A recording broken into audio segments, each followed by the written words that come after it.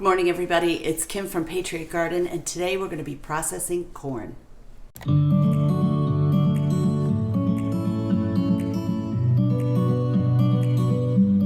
It is so much better to open up fresh corn in the winter than that can from the grocery store. I'm going to be processing this corn two different ways today to show you how to do it. I'm going to be processing it via a pressure canning method, and I'm also going to be processing it by freezing it. So depending on the availability that you have of a big freezer or a pressure canner, you'll be able to learn two different ways to grab some corn this summer and put it away for the winter. I don't grow my own corn. I don't have enough room here on my little suburban plot, but I do source this from a local farmer. I buy a bushel of corn, a bag of corn every year. I think I spent $30, and it'll take me less than a half a day to get all of this processed and put away. If you're interested in pressure canning, you're going to need, obviously, a pressure canner. You're going to need jars. I usually pressure can my corn in quart-sized jars.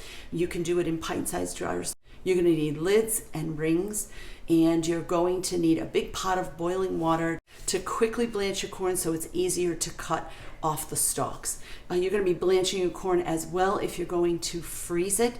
You can freeze in quart-sized bags, gallon-sized bags. You can even freeze in ball jars.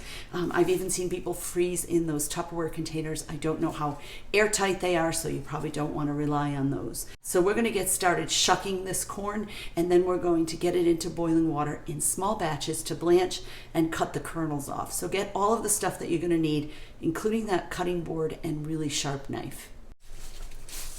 When you shuck your corn, you want to make sure that you get as much of the silk off as possible. The boiling water will help with that process a little bit, so after you blanch them, you could just make sure the last few pieces are off. You also want to make sure that your corn is always as fresh as it possibly can be. I know this corn was just picked yesterday because I'm friends with the farmer, and I just picked it up yesterday afternoon, so it's about as fresh as it can get.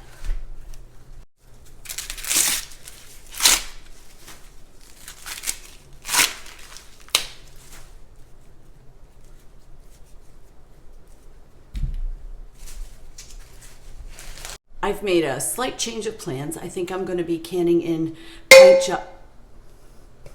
Sometimes they pop even when you haven't processed them. I'm going to be putting the corn into pint jars today because I just happen to have a flat of 12 of them up here, and I guess I'm too lazy to go downstairs in the basement. So I'm going to take the rings and the lids off. I'm going to be putting them in a saucepan so that I can boil them up, get them sanitized, and then before I start blanching the corn, I'm going to run these guys through that boiling water and out just so that they are clean and sterilized as well. And then I also have some quart-size freezer bags. I actually only have 3, so I'm going to be doing 3 bags of corn for the freezer, and I'm going to put the rest in those pint jars.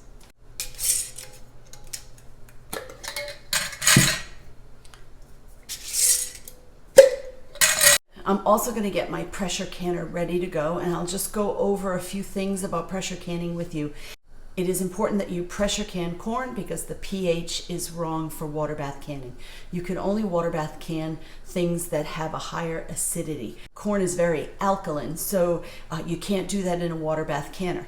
The good thing about pressure canning is you don't have to fill this pot with enough water to cover the jars. That's not necessary. You just need enough water that won't boil off during the processing time. So I'm going to get this pot put together, and it'll be a great refresher on how to get your pressure canner going. First things first, I put the tray in the bottom because I don't want the glass jars touching the bottom of the pan. Next, I get my lid ready and cleaned. I also check to make sure that my gasket inside here is fresh, it's not cracked, and I've made sure that the pressure canner is in really good working order. Pressure canning is not scary. You just have to do these few steps to make sure that it goes well. Now, I usually do my water bath canning outside on my propane burner, but I found that it burns so hot that I can't really easily regulate the pounds of pressure. So I'm actually going to do these right here in the house, even though it's already starting to get a little warm in this kitchen. Let me go over the parts of the lid for you. First of all, the lid does lock on, so you have to know with your particular pressure canner how the lid locks on. You've got this pressure valve that when it pops up, you know that it's fully pressurized, and then you can start monitoring your gauge. Now, I have not refreshed my mind on the recipe yet. I will when I get back to you, but I think corn is probably at 10 pounds pressure. But that pressure has to be maintained for the duration of the processing. If it starts to get too high or too low, you have to get it back to where it should be, and then you have to subtract that time. And every time that you do that, that's more time that your veggies are cooking. So you don't want veggies that are overcooked and over-processed. So when you're gonna pressure can, just get a book, get your garden journal, put a movie on your phone, and be resolved to the fact that you're gonna sit in the kitchen and watch this happening for the duration of the processing. This, I just call it jiggler. It jiggles when the pressure is on. I keep it off while I'm starting the pressure canner. The pressure canner will be loaded and locked. When I start to see steam coming out of here, I'll put this regulator on it, and then we'll start monitoring the pressure. My gas stove is really sensitive, so I can adjust the flame as needed to keep the pressure just where it needs to be, again, for the duration of the processing. Now, how much water do you put in your pressure canner? Well, you're gonna have to read the directions for your pressure canner, but as you can see, I put the same amount of water each and every time, and it has stained the bottom of my pan, so I know exactly where to fill the water all the time. I'm gonna get this going right now, and I'll come back to you when we're ready to blanch and cut the corn.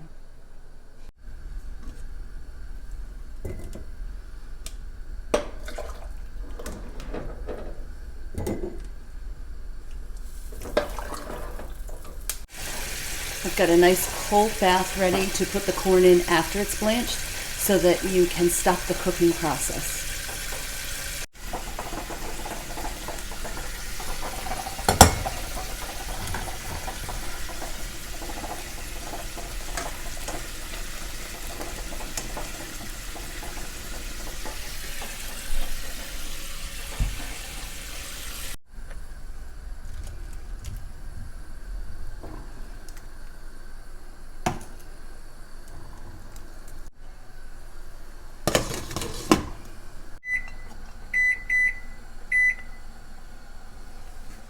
So we've got our first 5 ears of corn that have been blanched in boiling water for 3 minutes. We're placed in an ice bath in the sink for another 3 minutes so that they're cool and the cooking process stops. Now I'm going to use a knife and a cutting board to take the kernels off. I know there's all kinds of fancy devices to cut the kernels off the corn. I just use a really sharp knife. I make sure that I don't cut too close to the cob so that I don't end up with tough kernels. And I try to reserve the juice if I can, because adding that to the boiling water in the jars is going to make it really tasty.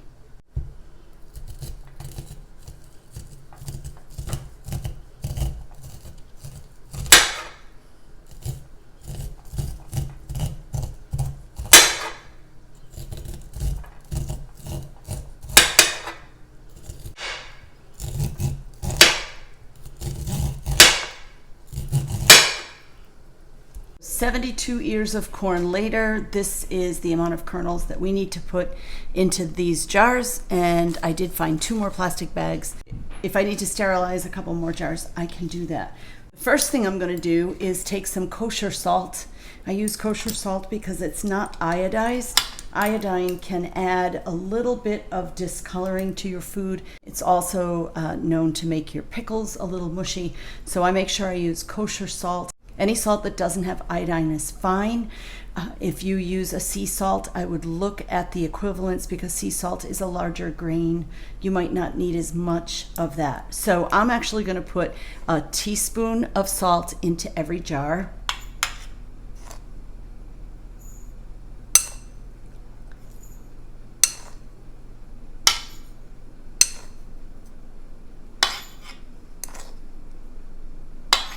Let me show you a great way to fill these bags when it's time. You're actually going to take the bags and turn a little cuff down on the top. That way the bag stands up. It's much easier to fill and you don't get the outside of the bag all dirty. I am not going to put any salt in the frozen corn because there's no liquid going in these bags. I'm going to be putting some boiling liquid in the jars. Okay, so 2 cups. That way I know for a recipe, this is a 1/2 cup measure. And then I'm sure of what's in these bags. And I know how much to defrost. And then I just start to seal them, lay them flat, push all that air out, get all the corn in the corners, and then I store these bags flat as well. They also freeze faster when you do this, and they stack nicely in your freezer. Okay, now for the jars, I'm just gonna fill it to the top. I'm not measuring. Now you'll notice how much headspace I am leaving in the jars. This is a very starchy vegetable, so I've actually gone below the lid. That's probably close to 2 inches of headspace, and then I'm just going to cover that with the hot water. So make sure you leave plenty of headspace. Now before we seal them, we're going to put boiling water over the corn. We're going to fill to about 1 inch, right about that rim. Remember, these are starchy vegetables. You don't want to overfill. You're going to leave more headspace on a jar of corn than you would on jam. And when you're pressure canning, it is super important to make sure all the bubbles are out. You don't want any exploded jars.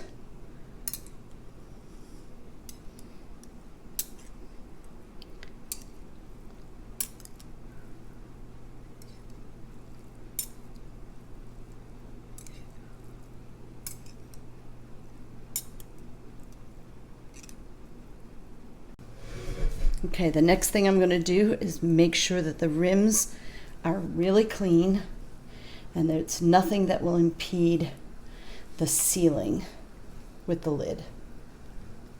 Now we're going to put our lids on. I have boiled them mostly to soften the rubber and to sterilize them. Remember, they're going to be at 10 pounds of pressure in the pressure canner for 55 minutes. 55 minutes because these are pints. If these were quarts, it would be 1 hour and 25 minutes. I'm thinking that anything that is left on there germ-wise is going to be long gone after all that processing. Remember, lids are just finger tightened. You don't want to tighten them too much. You're going to take these rings off as soon as the lids pop.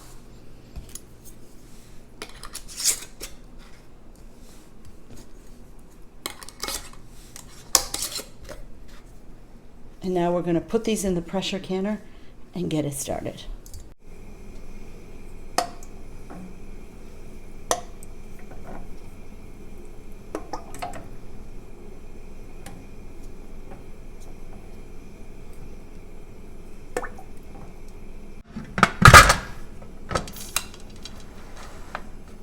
Okay, the steam is starting to come out of that. I don't know if you can see it. So the jiggler is going on. And when the pressure builds, that will pop, and then the gauge will start going to 10 pounds. And we're going to leave it at 10 pounds for 55 minutes. Okay, so we are all set for today. I've got 6 jars depressurizing in the pressure cooker. I just put 5 quarts of corn in the freezer. And while that was happening, I had time to update my Instagram and Facebook pages. Look for Patriot Garden there.